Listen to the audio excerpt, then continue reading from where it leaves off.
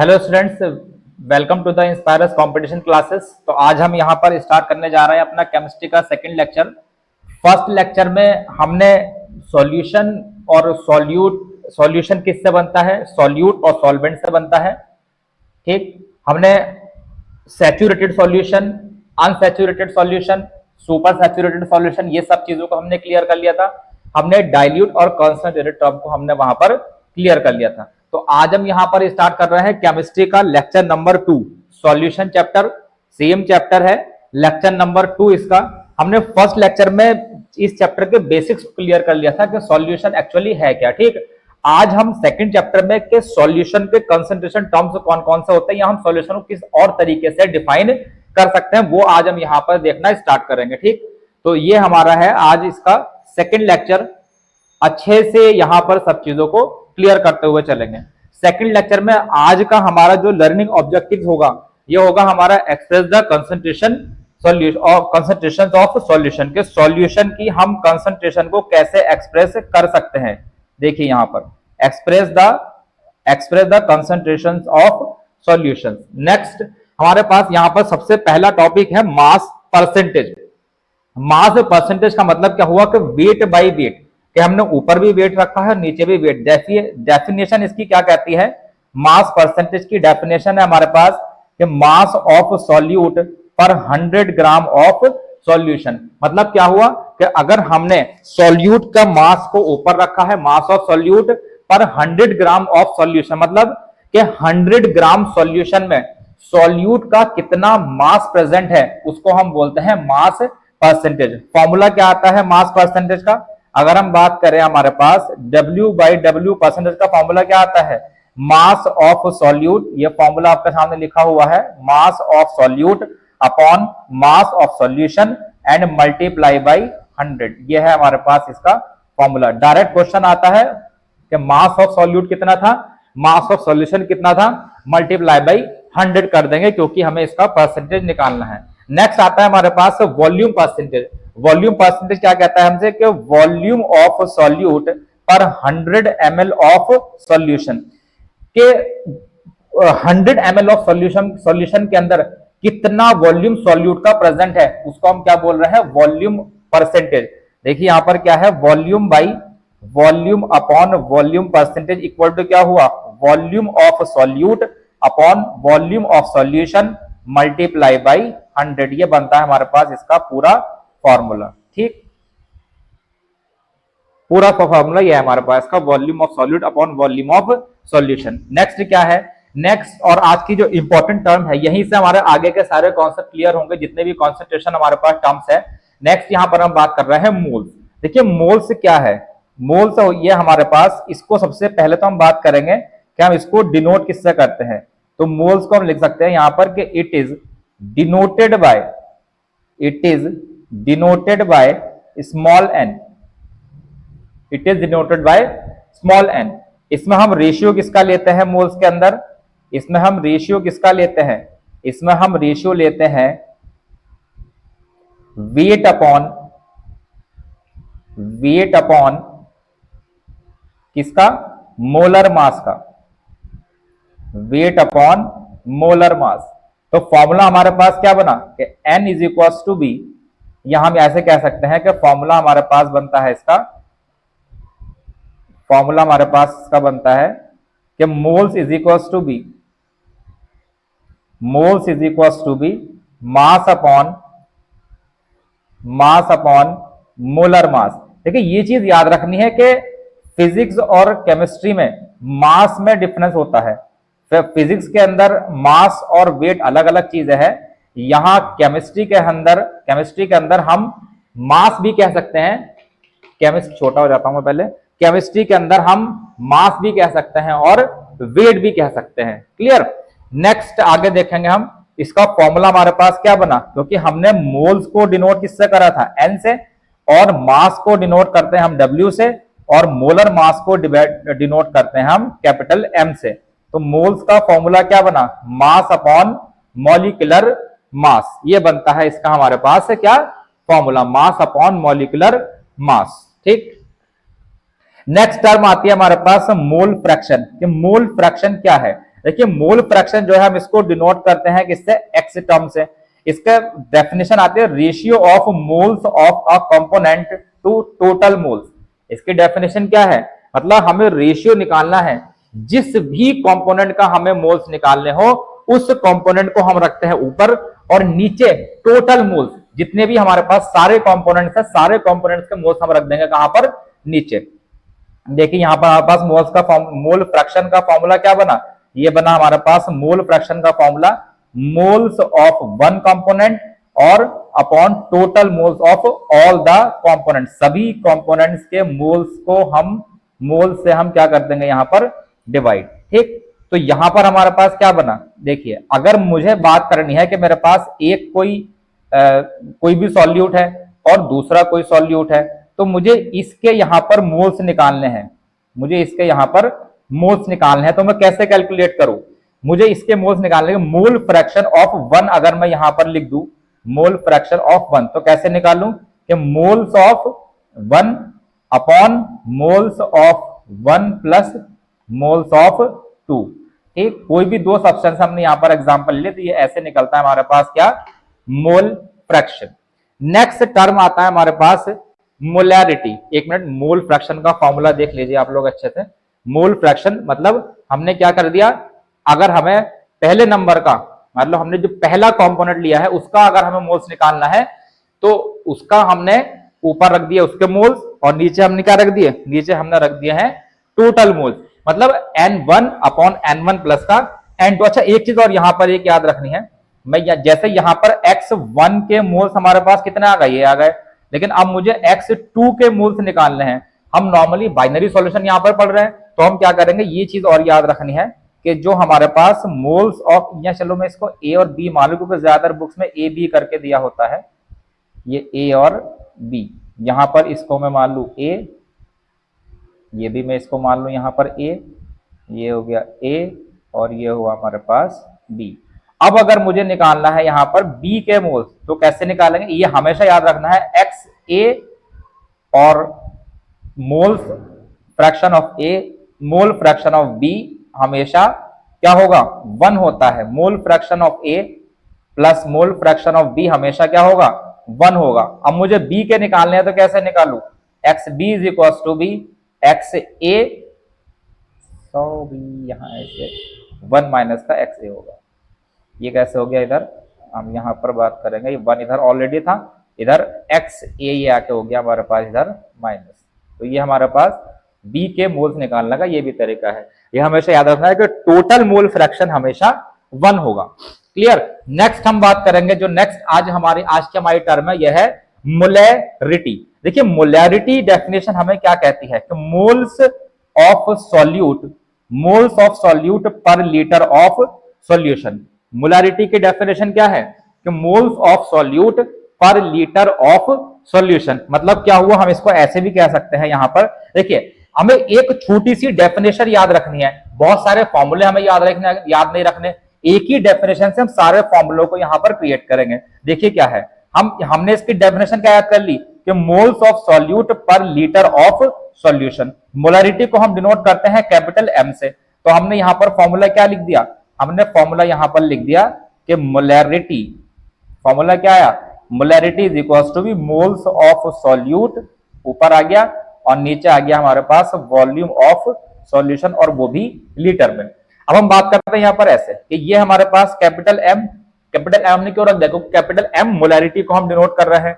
Equal to क्या होगा, moles of solute. ये हम पिछले लेक्चर में देख के आ रहे हैं कि उसको हम हमेशा बी से या 2 से डिनोट करेंगे। Moles of solute upon volume of solution. Volume of किसका है हमारे पास, सॉल्यूशन का, और वो भी होना चाहिए किसमें, लीटर में। ये बना हमारे पास मोलैरिटी का फॉर्मूला। अब हम इसको और एक्सपेंड करेंगे, और एक्सपेंड हम कैसे करेंगे इसको, देखिए यहां पर ये आया हमारे पास मोलैरिटी। क्या मैं मोल्स, अभी हम मोल्स पढ़ के आ रहे हैं, क्या मैं मोल्स की जगह ये रख दूं कि weight of solute upon molecular weight of solute, क्या ये मोल्स है, मोल्स यही तो है। अब मैं मोल्स की, ये है मेरे पास, ये था एनबी, ठीक, तो एनबी की जगह में यहां पर ये रख दूं, ये हटा देता हूं यहां से, नहीं तुम लोग लगा के माइनस है क्या फॉर्मूले में, ये आया हमारे पास। अब मैं यहां पर क्या रख दूं, W B upon M B, और मल्टीप्लाई में नीचे क्या था, वॉल्यूम ऑफ सॉल्यूशन, और वो भी किस में था, लीटर में। ये आया हमारे पास दूसरा फॉर्मूला। एक फॉर्मूला और बना सकते हैं हम। देखिए एक लीटर के अंदर 1000 ml होते हैं, ठीक।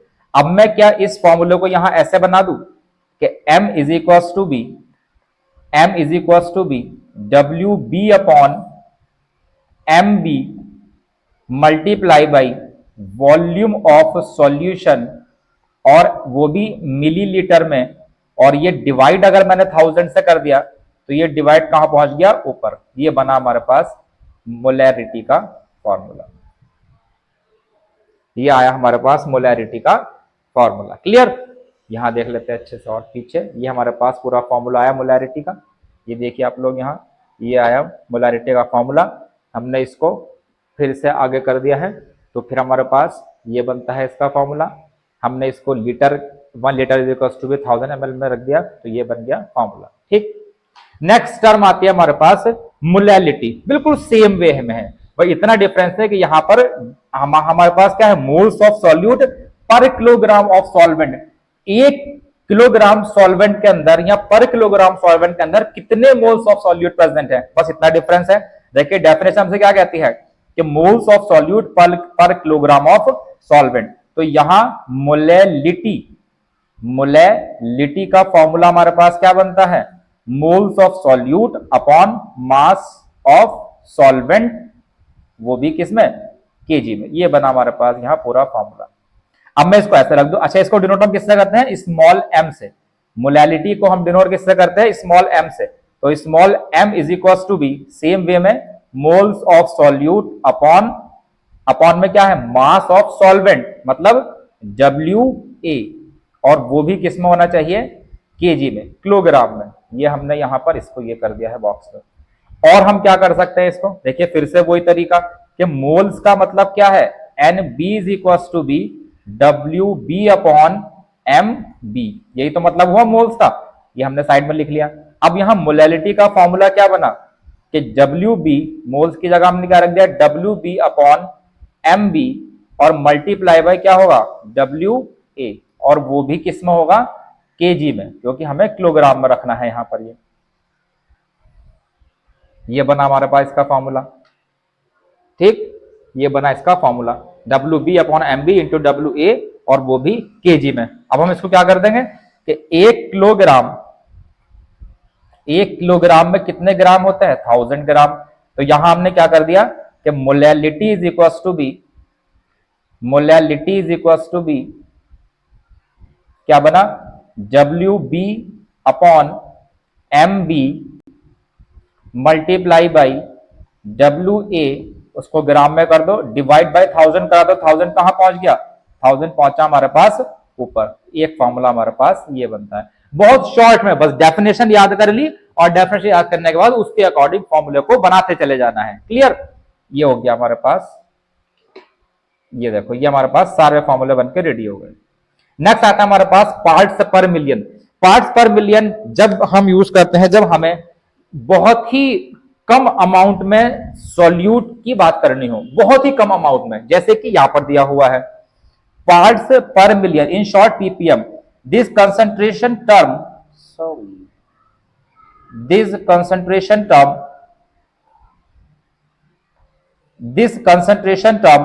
used when the solute is present in minute quantity। जब सॉल्यूट बहुत ही माइन्यूट क्वांटिटी में प्रेजेंट हो, तो जब हम यहां पर किसमें काउंट करेंगे, पार्ट्स पर मिलियन में। तो एग्जांपल क्या हुआ इसका, पॉल्यूटेंट इन एटमॉस्फेयर या फिर वाटर, पानी के अंदर या फिर एटमॉस्फेयर के अंदर कोई भी ऐसा पार्टिकल या ऐसी चीज प्रेजेंट हो जिसकी वजह से पॉल्यूशन होता हो।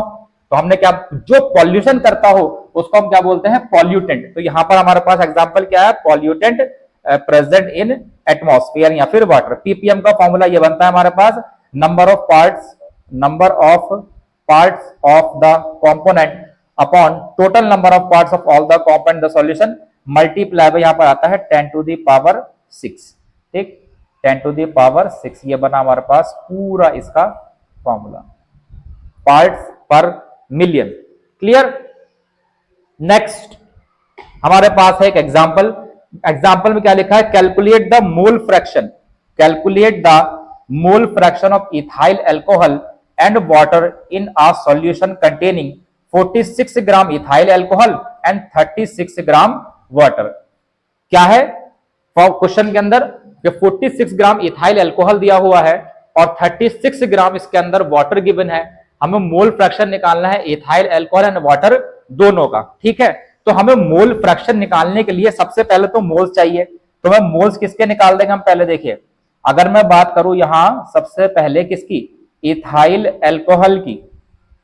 इथाइल अल्कोहल का वेट कितना है, W2 हमारे पास कितना हुआ 46 ग्राम, और इसका मॉलिक्यूलर वेट कितना होगा, मॉलिक्यूलर वेट कितना होगा इसका C2H5OH, ये होता है इथाइल अल्कोहल।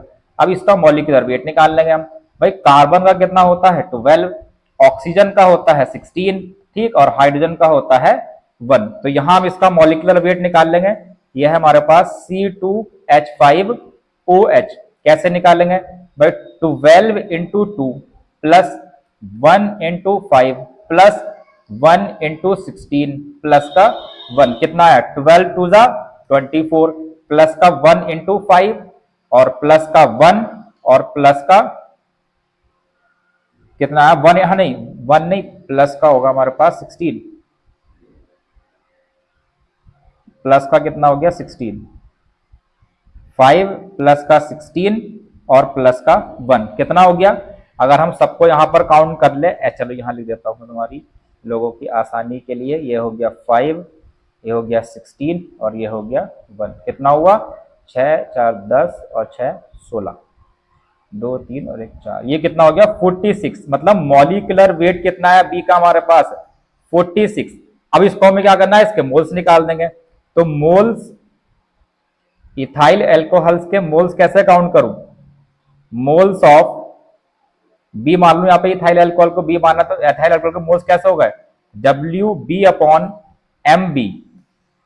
ठीक, WB कितना है हमारे पास 46 और MBB कितना आया है हमारे पास 46, तो ये इक्वल टू आ गया, मोल आ गया हमारे पास NB के 1, मतलब C2H5OH के मोल कितना आ गए हैं 1।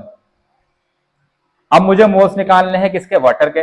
वाटर के मोल कैसे निकालूं भाई, वाटर के मोल निकालने के लिए मुझे करना है H2O का मॉलिक्यूलर मास, इसका 1 इंटू 2 और प्लस का 16, कितना हो गया 2 प्लस का 16 is equal to B 18।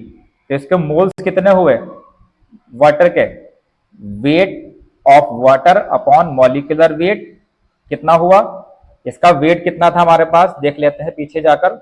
Wait था हमारे पास 36 ग्राम, वेट था कितना 36 ग्राम अपॉन मॉलिक्यूलर वेट कितना है 18, तो ये कितना कट गया 18 टू द 36, तो Na हमारे पास यहां पर आया 2। ठीक, अब हम निकाल लेते हैं इसका मोल फ्रैक्शन। पहले हम मोल फ्रैक्शन निकाल लेते हैं इथाइल अल्कोहल का।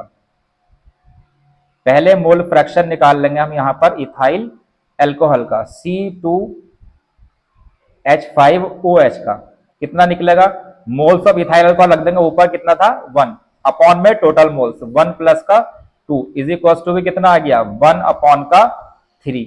अब हमें निकालने हैं वाटर के मोल्स, तो हम ये वाला फॉर्मूला रखेंगे XA प्लस का XB इज इक्वल टू भी 1।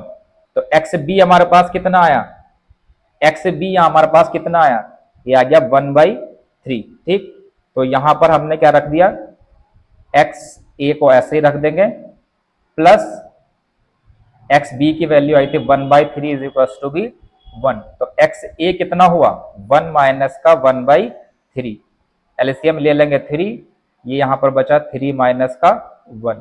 तो फॉर्मूला क्या आया हमारे पास, XA is equal to be 2/3। ये आ गए हमारे मोल्स ऑफ वाटर, और पीछे हमने निकाल दिया है 1/3 मोल्स ऑफ इथाइल अल्कोहल। ये देख लीजिए आप लोग यहां पर, ये हमने निकाल दिए हैं मोल्स ऑफ इथाइल अल्कोहल, और हमने हर तरीके से फॉर्मूले को सॉल्व करके ये यहां पर हमने सब निकाल दिया है, इथाइल अल्कोहल मोल्स और ये सब। ठीक, ये आज की हमारी समरी आ गई है। मोलैरिटी को हमने पढ़ लिया है, moles upon litre of solution, molarity small m से डिनोट करेंगे moles upon kilogram of solvent, mole fraction n1 upon n1 plus का n2 total moles, mass percentage मतलब mass of solute upon mass of solution into 100, volume percentage मतलब volume of solute upon volume of solution into 100। आज के लिए बस इतना ही रखते हैं, लेकिन आज हमने सारे कंसंट्रेशन टर्म्स को यहां पर अच्छे से सॉल्व कर लिया है, प्रूफ कर दिया है, और हमने देखा कि मोलैलिटी और मोलैरिटी कितनी ही, मतलब हमने नॉर्मल डेफिनेशन को उनको पढ़ा और उसी डेफिनेशन के बिहाफ हमने सारे फॉर्मूलों को वहां से क्रिएट कर दिया। मोल फ्रैक्शन बहुत एक इजी टर्म है, उसका हमने एक न्यूमेरिकल भी सॉल्व कर लिया। अभी आगे नेक्स्ट लेक्चर में, लेक्चर नंबर 3 में क्वेश्चन भी आने वाले हैं और कुछ और भी अच्छे टर्म्स इस चैप्टर के आने वाले हैं आप लोगों के सामने। एक बार हम समराइज कर लेते हैं चीजों को। ये देखिए हमने यहां पर क्या क्या देख लिया है। हमने